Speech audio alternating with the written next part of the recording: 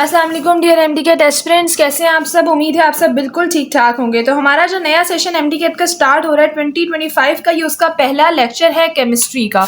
ठीक है। अच्छा बच्चों, जैसे कि आपको पता है कि अगला जो एमडीकेट है वो पूरा प्रोविजनल नहीं होगा, बल्कि एक स्पेसिफिक एमडीकेट का पेपर बनाया जाएगा पूरे पाकिस्तान के लिए। तो हम उसी के हिसाब से तैयारी करेंगे, ठीक है, ताकि हम लोग जो है कहीं भी किसी से पीछे ना रह जाएं। उन सब बच्चों से हम लोग आगे हों जो कि इस वक्त प्रैक्टिस कर रहे हैं। अच्छा, ये सेशन हमारा जो है वो इसकी स्टार्टिंग डेज है वो मैं आपको बता दूं, जो कि बच्चे एनरोल नहीं हैं उनके लिए, कि सेशन जो है वो 15 नवंबर को जो है वो स्टार्ट होगा। और पहली क्लास जो है इसकी मैं अभी अपलोड कर रही हूँ, ताकि आप लोग को आइडिया हो जाए कि इसकी फर्स्ट क्लास केमिस्ट्री की किस तरीके से होगी और हम किस तरह लेकर चलेंगे। तो इसका जो पहली क्लास है 15 नवंबर से स्टार्ट होगी। हर वीक आपके साथ जो है 4 क्लासेस शेयर की जाएंगी, ठीक है। 4 क्लासेस या फिर अप्रॉक्स वो जैसे जैसे टाइम आगे गुजरता जाएगा तो वो ज़्यादा आपके साथ क्लासेस होती जाएंगी, ठीक है। और हर क्लास जो है वो आपके पास 25 या 30 मिनट्स की होगी, ठीक है। इसके अलावा जो है इस कोर्स की फ़ीस जस्ट 8000 रुपीज़ है, जो कि आपने जस्ट एक दफ़ा पे करनी है और उसके बाद आप इस कोर्स को टिल एमडीकेट 2025 अवेल कर सकते हैं। और ये लेक्चर सारे न्यू बुक से बनाए गए हैं, आपको कोई भी इसमें चीज़ पुरानी नहीं दिखेगी। इसके अलावा इस कोर्स के अंदर आपको बिल्कुल वैसी तैयारी करवाई जाएगी जैसे कि एक अकेडमी के अंदर करवाई जाती है, मेडिको बाय हानी की तरफ से, ठीक है बच्चों। आपके पास एक ग्रुप होगा जिसमें आप लोग को ऐड कर दिया जाएगा, जो पेड स्टूडेंट्स हैं, और जो है उनके साथ lectures at the time share होंगे। इसके अलावा जब आपका एक चैप्टर कंप्लीट हो जाएगा तो आपका टेस्ट भी हुआ करेगा, टॉपिक वाइज टेस्ट भी होंगे, चैप्टर वाइज टेस्ट भी होंगे। और इसके अलावा आपके पास टीचर अवेलेबल होगा 24/7। आपको जो चीज़ समझ नहीं आ रही है आप उनको डायरेक्टली मैसेज कर सकते हैं और वो आपको जैसे ही फ्री होंगे इंशाल्लाह ताला रिप्लाई कर देंगे, ठीक है बच्चों। तो ये पूरा एक कोर्स है हमारा, जिसमें टेस्ट भी इंक्लूड है, पूरा सेशन भी इंक्लूड है, एक एक चैप्टर एक एक चीज़ आपको करवाई जाएगी, कुछ नहीं छुड़वाया जाएगा, कंप्लीट तैयारी होगी। और ये सेशन 15 नवंबर से स्टार्ट हो रहा है और ये सेशन जो है वो आपका चलता जाएगा at the end of MDCAT, जब तक कि 2025 एमडीकेट नहीं आ जाता, उससे 1 मंथ पहले ख़त्म होगा, ठीक है। तो तकरीबन ये आपके पास 11th मंथ का कोर्स है, ठीक है। अच्छा, एक कोर्स की डेट्स मैं आपको बता दूं कि कब कब कोर्स स्टार्ट हो रहे हैं। पहला कोर्स हमारा 15 नवंबर को स्टार्ट हो रहा है, एमडीकेट बैच 1। उसके बाद एमडीकेट बैच 2 जो है वो हमारा स्टार्ट हो रहा है दिसंबर में, 1 दिसंबर को। और एमडीकेट बैच 3 जो कि लास्ट बैच है वो हमारा स्टार्ट होगा 1 जनवरी को। 3 बैचेस हमारे हर साल होते हैं और अल्हम्दुलिल्लाह बहुत सारे बच्चे ऐसे हैं जो कि एमडीकेट में क्लियर होते हैं, ठीक है। तो अब लेट किए बगैर हम लोग केमिस्ट्री का आगाज़ कर लेते हैं। और हम लोग जो है केमिस्ट्री को स्टार्ट कर रहे हैं सबसे पहले बेसिक कॉन्सेप्ट से। स्टिचियोमेट्री का ये चैप्टर है जिसमें हम लोग आज जो चीज़ें डिस्कस करेंगे वो बेसिक कॉन्सेप्ट्स हैं केमिस्ट्री के, मॉलिक्यूल, एटॉमिसिटी, आयंस और मॉलिक्यूल्स का डिफरेंट, आइसोटोप्स, और कैसे हमें पता चलता है कौन सा फॉर्मूला है कौन सा फॉर्मूला नहीं है। इन सब चीज़ों को हम आज की इस वीडियो के अंदर डिस्कस करने वाले हैं। तो उम्मीद है कि वीडियो आप लोग के लिए बहुत ज़्यादा अच्छी रहेगी और जो है वो काफ़ी काम वाली होगी। अच्छा जी, बेसिक कॉन्सेप्ट्स हम स्टार्ट करते हैं। सबसे पहले आपको पता है एटम किधर से डिराइव्ड हुआ है। एटम एक ग्रीक वर्ड यानी कि एटोमस से डिवाइज हुआ है, जिसका मतलब होता है इनडिविजिबल, यानी कि वो और ज़्यादा डिवाइड नहीं हो सकता, इससे ज़्यादा मजीद डिवाइड नहीं हो सकता एक एटम। इसको डिस्कवर करने वाले का नाम था डेमोक्रिटस। अच्छा बच्चों, जो ये लेक्चर ले रहे हैं उसके बाद उनको बुक पढ़ने की ज़रूरत नहीं है, साफ बात है, बिल्कुल भी बुक पढ़ने की ज़रूरत नहीं है अगर आप लोग ये लेक्चर ले रहे हैं, ठीक है मेरा, क्योंकि सारी चीज़ें मैंने बुक से ही निकाली हुई हैं। पूरा lecture according to the book है और इसमें सारी बातें ना सिर्फ सिंध बल्कि पंजाब, केपीके, बलूचिस्तान, फेडरल, पूरे 5 बोर्ड की बातें इसी आपको लेक्चर के अंदर मिल जाएंगी इंशाल्लाह, कोई एक चीज़ भी नहीं रहेगी। अच्छा, हम लोग बात कर रहे हैं about Democritus. In periodic table total 118 elements, कितने एलिमेंट्स हैं टोटल? 118 एलिमेंट्स। याद करें, बहुत इंपॉर्टेंट चीज़ है, जिसमें से 7 जो है वो डायटोमिक है, 7 जो है वो डायटोमिक है। अब वो कौन से हैं? H2, N2, O2, F2, Cl2, Br2 और I2। ये आपने याद करना है, याद करने वाली चीज़ है। अच्छा, उसके बाद जो हमारे पास बातें हमें बताई गई हैं वो है it is the smallest particle of element, यानी कि सबसे छोटा पार्टिकल होता है किसी भी एलिमेंट का एक एटम, विच मे और may not have an independent existence, यानी कि वो हो सकता है कि इंडिपेंडेंट हो और कभी कभी ऐसा होता है कि वो इंडिपेंडेंट नहीं होता, यानी कि दोनों शर्तें हैं, कभी वो इंडिपेंडेंट हो जाता है और कभी वो इंडिपेंडेंट नहीं होता किसी भी रिएक्शन के अंदर। जैसे कि आपको पता है कि टोटल पीरियोडिक टेबल के 118 एलिमेंट्स में से 7 जो हैं वो डजेंट एग्जिस्ट इंडिपेंडेंटली, यानी कि इंडिपेंडेंट नहीं है, वो डायटॉमिक है। और वो कौन से हैं 7? ये है। बाकी सारे 118 में से इन 7 को निकाल के बाकी जितने भी आपके पास एलिमेंट्स बचते हैं, मॉलिक्यूल्स बचते हैं, वो सब एक हैं, यानी कि वो मोनो एटॉमिक है और बाकी सब डायटॉमिक है, यानी कि ये जो है वो इंडिपेंडेंटली एग्जिस्ट नहीं कर सकते। ठीक है। अच्छा, अब हम जो है वो इसके बाद बात करते हैं सब एटॉमिक पार्टिकल्स की। अच्छा बच्चों, कई जगह आप लोगों से एमटीकेट के अंदर पूछा जाता है कि फंडामेंटल पार्टिकल्स बताएं, तो बच्चे फंडामेंटल में भी पॉजिट्रॉन मीज़ॉन का नाम ले रहे होते हैं, जबकि ये जो है वो सब एटॉमिक पार्टिकल्स हैं, ये फंडामेंटल पार्टिकल्स नहीं है। अगर आपसे फंडामेंटल पार्टिकल्स के बारे में पूछा जाएगा तो वो कौन से, जो वो आपके पास जो फंडामेंटल पार्टिकल्स हैं वो आपके पास कौन कौन से होते हैं? इलेक्ट्रॉन, प्रोटॉन और न्यूट्रॉन। अच्छा, सब एटॉमिक पार्टिकल्स मोर देन 100 होते हैं और इसमें से कुछ जो कि इंपॉर्टेंट हैं आपकी बुक्स के अंदर लिखे हुए हैं, एमटीकेट में पूछे जा सकते हैं, वो ये हैं। कौन से? पॉजिट्रॉन, मीज़रॉन, हाइड्रॉन, न्यूट्रियोनो और एंटी न्यूट्रियोनो। ठीक है, ये आपने जो है वो अच्छे से याद करना है। अच्छा, अगर जहाँ तक हम अब एटम की बात कर ही रहे हैं तो हमें ये भी पता होना चाहिए कि हमें एटम का पता कहाँ से चला था, कि एटम होते क्या है, हमें कैसे, कौन से ऐसे एविडेंस थे जिसने हमें बताया कि एटम मौजूद है इस दुनिया के अंदर। वो 2 थे, इलेक्ट्रॉन माइक्रोस्कोपी और एक्सरे डिफ्रैक्शन मेथड। आपको बस इसका पता होना चाहिए नाम, क्योंकि एमटीकेट के अंदर आपसे कहीं भी ये सवाल आ सकता है कि एटम के एविडेंस क्या थे, यानी कि किस बेसिस पे हमें पता चला कि एटम जो है वो इस दुनिया के अंदर मौजूद है। इलेक्ट्रॉन माइक्रोस्कोपी हुई थी उसकी वजह से और एक्सरे डिफ्रैक्शन मेथड की वजह से। ठीक है। अच्छा, अब जो इंपॉर्टेंट बात है ना, आपने याद रखना है डायमीटर ऑफ एटम और मास ऑफ एटम, 2 चीजें। डायमीटर ऑफ एटम कितना होता है? 2 एक्सपोनेंट 10 की पावर -10 मीटर या फिर 0.2 नैनोमीटर। एमटीकेट के अंदर दोनों तरह से आपको ऑप्शंस दिए जा सकते हैं। मे बी पॉसिबल आपको 2 एक्सपोनेंट 10 की पावर -10 मीटर का ऑप्शन दे दें, या भी मे बी पॉसिबल आपको 0.2 नैनोमीटर का ऑप्शन दे दें। दोनों में से कोई भी ऑप्शन आ सकता है।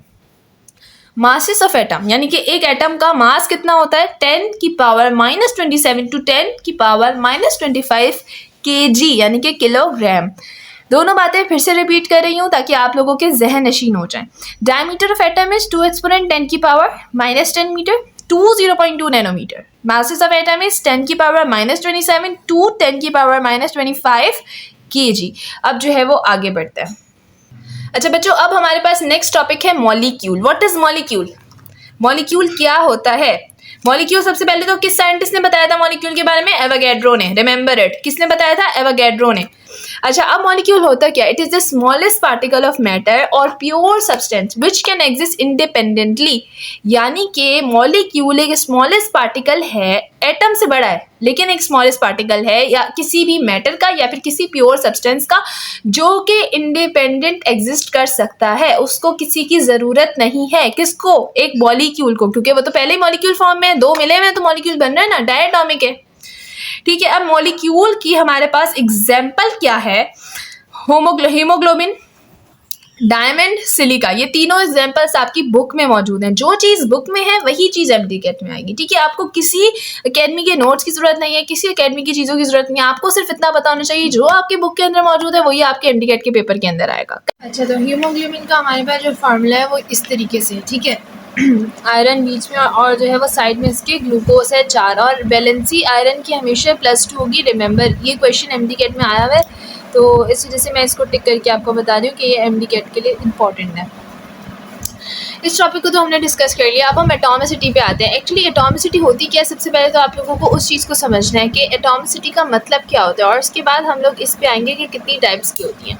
एटॉमिसिटी का मतलब होता है numbers of atoms present in a molecule. एक मॉलिक्यूल के अंदर कितने एटम मौजूद हैं। जैसे कि अगर हम बात करें आगे जो है मैं आपको दिखाऊंगी जिसमें हम बात करेंगे, तो मैं आपको ज़्यादा क्लियरली समझा सकूंगी कि एक मॉलिक्यूल के अंदर कितने नंबर ऑफ एटम्स होते हैं, उसको हम एटॉमिसिटी का नाम देते हैं। अच्छा, अब एटॉमिसिटी जो है वो 2 तरह की होती है। एक हमारे पास होती है होमोएटॉमिक और एक हमारे पास होती है हेटेरोएटॉमिक। 2 तरह की होती है। ठीक है।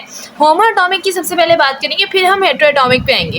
होमोएटॉमिक में हमारे पास मोनोएटॉमिक, यानी जिसके अंदर ऐसा हमारे पास मॉलिक्यूल जिसके अंदर एक एटम हो, उसको हम मोनोएटॉमिक कहते हैं। जैसे कि सोडियम, पोटेशियम, कैल्शियम। यानी कि जो हमने पीरियोडिक टेबल में पढ़ा था कि 118 एलिमेंट्स हैं, उनमें से 7 एलिमेंट्स ऐसे हैं जो कि डायटॉमिक हैं, और वो कौन से हैं, N2, F2, CO2 और Br2, I2, F2, ठीक है। वो सारे कौन से हैं जो हमने पीछे यहाँ 7 पढ़े थे, वो सारे कौन से हैं, डायटॉमिक। और बाकी 111 एलिमेंट्स जो हैं वो हमारे पास मोनोअटॉमिक है, जैसे कि सोडियम, पोटेशियम, कैल्शियम और भी जितने भी एलिमेंट्स हैं वो सब हमारे पास मोनोअटॉमिक हैं। इसके बाद पॉलीएटॉमिक और डायटॉमिक आता है। मोनो का मतलब एक, डाई का मतलब दो, पॉली का मतलब दो से भी ज़्यादा। डायटॉमिक में हमारे पास H2O2, N2 और जितना भी ये जो हमने पीछे यहाँ पर अभी इसको हमने पढ़ा है H2, N2, O2, F2, Cl2, Br2 और I2, ये सब हमारे पास आ जाता है डायटॉमिक के अंदर। और इसके बाद पॉलीएटॉमिक के अंदर एसिड्स आते हैं जैसे कि O3P4। अच्छा, हेट्रोएटॉमिक की बात करें, जैसे कि हमें पता है एटॉमिसिटी के दो टाइप्स होते हैं, एक होमोएटॉमिक और एक हेट्रोएटॉमिक। होमोएटॉमिक में मोनोएटॉमिक, डायटॉमिक और पॉलीएटॉमिक होता है। हेट्रोएटॉमिक के अंदर डायटॉमिक और पॉलीएटॉमिक और एटॉमिक होता है। डायटॉमिक क्या होता है, NOCO जो हमने पढ़ा, और पॉलीएटॉमिक के अंदर H2SO4 और HNO3। अच्छा, MTCAT के अंदर जो बहुत ज़्यादा बार एक क्वेश्चन आया हुआ है वो है एटॉमिसिटी बताएं प्लास्टर ऑफ पेरिस। अब प्लास्टर ऑफ पेरिस हमारे पास जो है उसकी हमारे पास ये क्या है फार्मूला, CSO4 और होल ब्रैकेट के बाद 2 और H2O, ये आपने फार्मूला इसका याद रखना है। अब इसकी एटॉमिसिटी बतानी है, ये कैसे बताते हैं, एटॉमिसिटी निकालते हैं कैसे, वो आज की हम इस वीडियो के अंदर सीखने वाले हैं। कैल्शियम कितने, यहाँ पे हमारे पास एटम लिखा है, एक एटम है, कुछ भी नहीं है तो एक एटम, तो हमारे पास कैल्शियम का कितना एटम है, एक एटम है। सल्फर का भी एक एटम है और ऑक्सीजन का 4 एटम है। लेकिन इसके बाद होल ब्रैकेट में 2 रखा है, यानी कि सबसे 2 मल्टीप्लाई होगा, तो कैल्शियम का 1, तो ये दो मल्टीप्लाई हुआ 1 से, तो आया कैल्शियम 2, सल्फर 1, 2 1 जा 2, ऑक्सीजन 4, 4 1 जा 4, 4 2 जा 8, लेकिन ये भी तो एक ऑक्सीजन है, तो कितने हो गए 9 ऑक्सीजन, और हाइड्रोजन कितना है, सिर्फ 2, तो हाइड्रोजन 2। अब जब हम इन सबको प्लस करेंगे तो हमें पता चल जाएगा इसमें टोटल एटम्स कितने हैं, 15 एटम्स है टोटल। सही है, तो इतने आसान तरीके से हम लोग एटॉमिसिटी जो है वो मालूम कर सकते हैं। अब जो बाकी बचे हुए यहाँ पर हमारे पास बेकिंग सोडा का जो फार्मूला होता है वो होता है Na2CO2 10H2O। इसमें 36 एटम्स होते हैं। कैसे 36 होते हैं, सोडियम के 2 एटम्स, ठीक है, कार्बन का 1 एटम, ऑक्सीजन के ये 2 हैं, ये 10 हैं और ये एक और है, यानी कि कितने हो गए 13 एटम्स। और हाइड्रोजन के कितने हैं, ये 10 और ये 2, यानी कि 20 एटम्स। तो इस तरीके से जब सारे एटम्स आप लिखेंगे और फिर आप इसको प्लस करेंगे तो आपके पास बन जाएंगे। अब इनके एटम्स की जो एटॉमिसिटी है वो आप लोगों ने मुझे बतानी है। Blue vitriol CuSO4 5H2O, white vitriol ZnSO4 5H2O, green vitriol FeSO4 7H2O, oil of vitriol H2NO3। इसकी एटॉमिसिटी आप लोगों ने बतानी है। नेक्स्ट क्लास के अंदर मैं आप लोगों के साथ शेयर भी कर दूंगी, आप लोग अपने आंसर मैच कर लीजिएगा। बाकी जितने बच्चे जो हैं वो सेशन के अंदर रोल लिए वो मुझे कमेंट में भी आंसर्स बता सकते हैं, मैं आपको बता दूंगी कि ठीक आंसर कौन सा है, ठीक है। और ये सब MTCAT के लिए इंपॉर्टेंट है, इन्हीं में से आएगी अगर एटॉमिसिटी आएगी। नेक्स्ट हमारे पास क्या है, पॉलीएटॉमिक के अंदर यहाँ पर NH4Cl जिसको हम लोग क्या कहते हैं, सेलेमोनियक, और डायटॉमिक जिसको हम KCl यानी कि म्यूरिएट ऑफ पोटैश कहते हैं, ठीक है, ये डायटॉमिक है, ये याद रखिएगा, ये आपसे पूछा जा सकता है KCl मोनोएटॉमिक है या डायटॉमिक है, NH4Cl मोनोएटॉमिक है, पॉलीएटॉमिक है, डायटॉमिक है। इसी तरीके से हमारे पास डायटॉमिक के अंदर और क्या आ जाता है, एक्वामोर्डियम यानी कि oxy oxide of nitrogen, HNO3 oxy acid of nitrogen. ये एग्जाम्पल्स हैं जो कि MTCAT के अंदर बार बार पूछी गई है, तो ये मैंने यहाँ से अलग लिख दी है ताकि आप लोगों को याद रहे। अच्छा, अब हम लोग बात करते हैं आयंस की, कि आयंस क्या होते हैं। आयंस हमारे पास 2 तरीके के होते हैं। सबसे पहले आयंस का मतलब होता है चार्ज पार्टिकल्स, हो सकता है कि वो पॉजिटिव हो और हो सकता है कि वो नेगेटिव हो। अगर कैटायन की बात की जा रही है तो वो पॉजिटिव होगा, एनायन की बात की जा रही है तो वो नेगेटिव होगा। अच्छा, पॉजिटिव का मतलब है एक इलेक्ट्रॉन लूज हो रहा है, और एनायन यानी कि माइनस का मतलब है एक इलेक्ट्रॉन गेन कर रहा है। ये मतलब आप लोगों ने अच्छे से जहन में रखने हैं, ठीक है। अब इसको कुछ बच्चों को याद नहीं रहता कि मिस गेन हो रहा है तो माइनस क्यों आ रहा है, फिर तो प्लस होना चाहिए ना, क्योंकि हमारे जहन में तो यही कॉन्सेप्ट बना हुआ है कि अगर कोई चीज़ हमारे पास आ रही है तो वो प्लस हो रहा है, और कोई चीज़ हमारे पास से जा रही है तो फिर वो माइनस हो रहा है। लेकिन यहाँ पे क्या है, लॉस हो रहा है तो प्लस हो रहा है और गेन हो रहा है तो माइनस हो रहा है। तो आप लोग इसको ज़रा अच्छे से कन्फर्म करके याद कीजिएगा। अच्छा, उसके बाद कैटायन के अंदर आयोनाइजेशन एनर्जी इन्वॉल्व होती है। आयोनाइजेशन एनर्जी में क्या होता है, आयोनाइजेशन एनर्जी का मतलब है वो एनर्जी जो कि रिक्वायर्ड हो, ठीक है। और इलेक्ट्रॉन एफिनिटी होती है हमारे पास गेन ऑफ इलेक्ट्रॉन यानी कि एनाइन के अंदर इलेक्ट्रॉन गेन होता है, एनर्जी लूज हो जाती है, और इलेक्ट्रॉन लूज होता है तो एनर्जी गेन हो जाती है कैटाइन के अंदर। दोनों डिफरेंट है, कैटाइन के अंदर एनर्जी लूज हो रही है तो एनर्जी गेन हो रही है, इलेक्ट्रॉन लूज हो रहा है एनर्जी गेन हो रही है। एनाइन के अंदर इलेक्ट्रॉन गेन हो रहा है और एनर्जी लूज हो रही है। अच्छा, एनाइन का जो प्रोसेस है वो एक्सोथर्मिक होता है, और एक्सोथर्मिक को हम लोग एक्सर्गोनिक भी कहते हैं, और ये एमडीकेट के अंदर आपसे एक्सोगोनिक की फॉर्म में पूछा जा चुका है कि एनाइन एक्सोगोनिक है या एंडोगोनिक है। तो आपको याद रखना है कि एनाइन एक्सोथर्मिक प्रोसेस है जिसको हम एक्सर्गोनिक भी कहते हैं, और हमारे पास जो कैटाइन है वो एंडोथर्मिक प्रोसेस है जिसको हम एंडोगोनिक भी कहते हैं।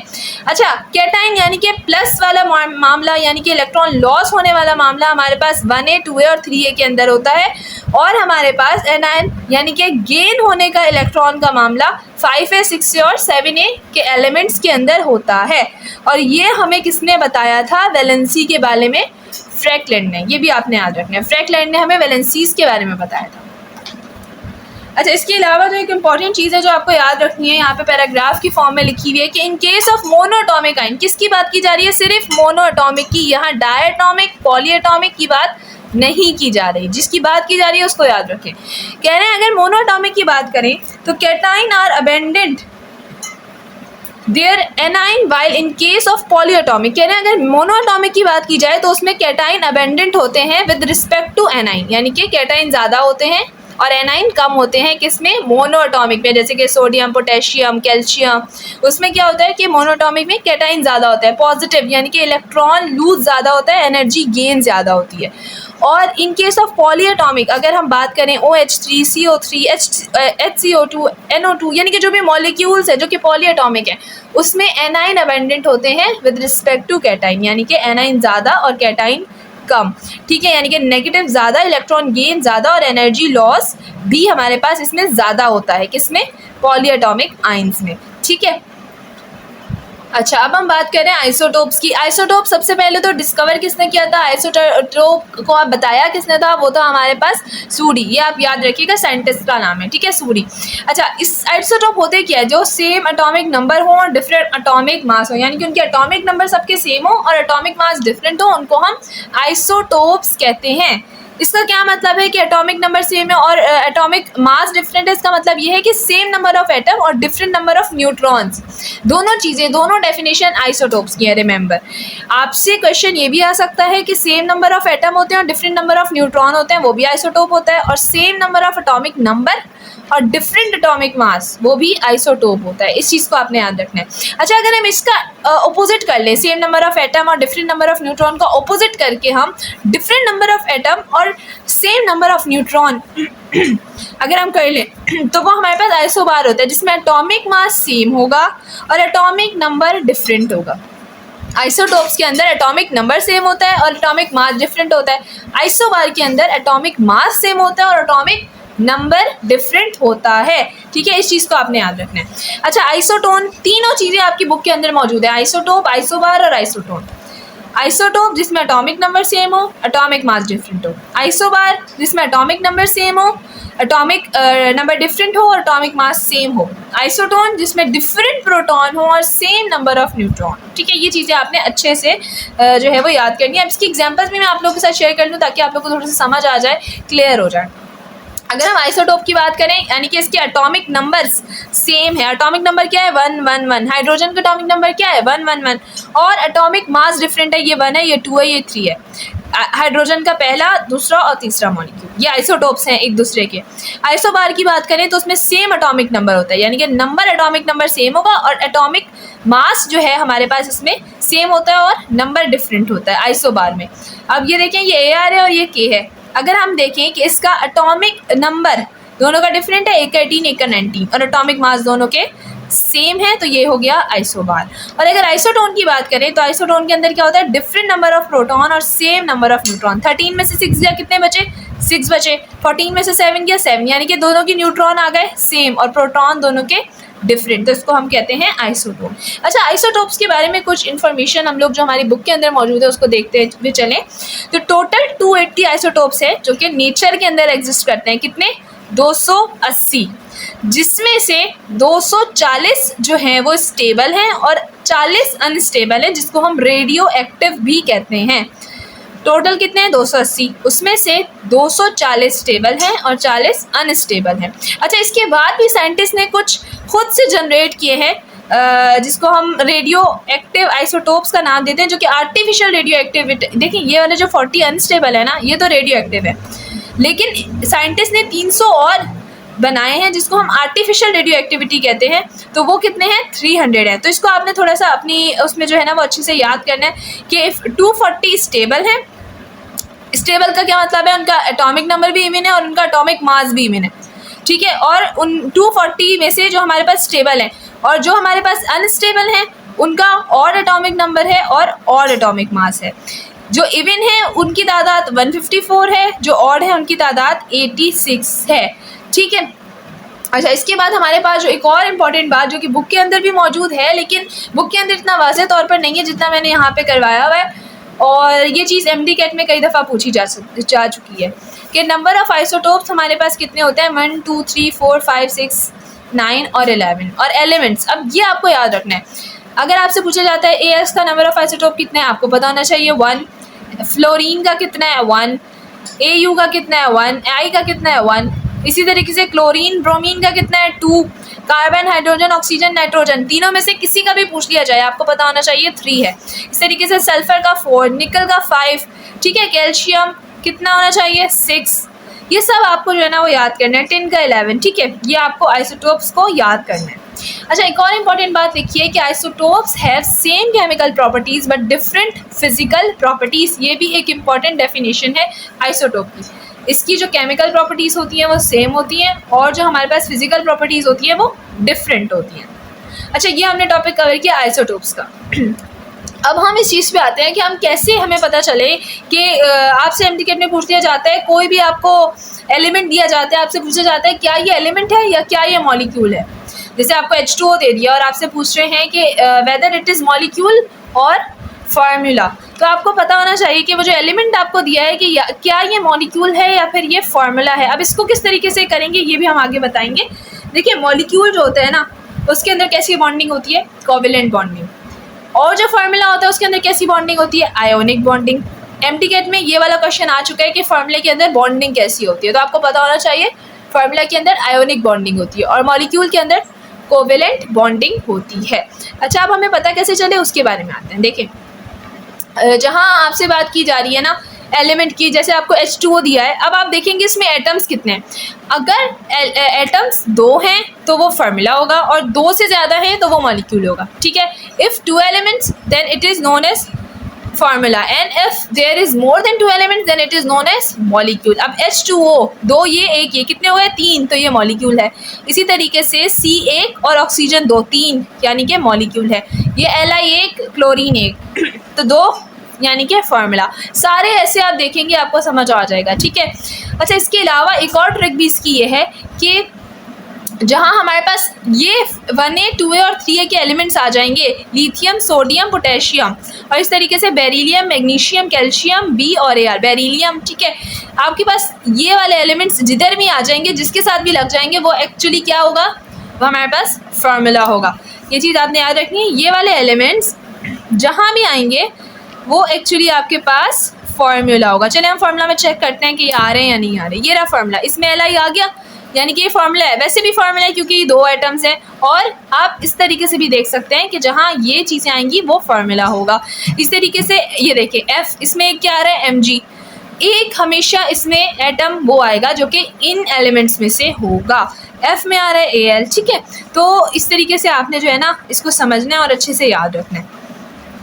तो आज की क्लास इतनी ही थी। फिर आगे इंशाल्लाह ताला हम लोग इसी टॉपिक का स्टोचियोमेट्री का पार्ट 2 डिस्कस करेंगे और 4 पार्ट्स के अंदर स्टोचियोमेट्री हमारे पास चैप्टर पूरा कंप्लीट हो जाएगा इंशाल्लाह ताला। उम्मीद है कि आपको वीडियो पसंद आई होगी। वीडियो पसंद आए वीडियो को लाइक कीजिएगा, चैनल को सब्सक्राइब कीजिएगा, और अगर किसी बच्चे ने सेशन के अंदर एनरोल होना है तो नंबर जो है वो नीचे चल रहा है, आप लोग उस नंबर के अंदर कॉन्टैक्ट करके ईजिली सेशन के अंदर एनरोल हो सकते हैं। जस्ट 8000 उसकी फ़ीस है और आपको पूरे उसमें MD-CAT की तैयारी करवाई जाएगी, including English, physics, chemistry, biology, logical reasoning, हर चीज़ आपको करवाई जाएगी, इंक्लूडिंग टेस्ट आपके उसमें लिए जाएंगे और 24/7 टीचर अवेलेबल होगा। आपको जो चीज़ समझ नहीं आ रही आप वो पूछ सकते हैं। तो अगर आपको ये कोशिश पसंद आए तो लाजमी कमेंट में बताइएगा और वीडियो को लाइक कीजिएगा, चैनल को भी सब्सक्राइब कीजिएगा। खुदा हाफिज़।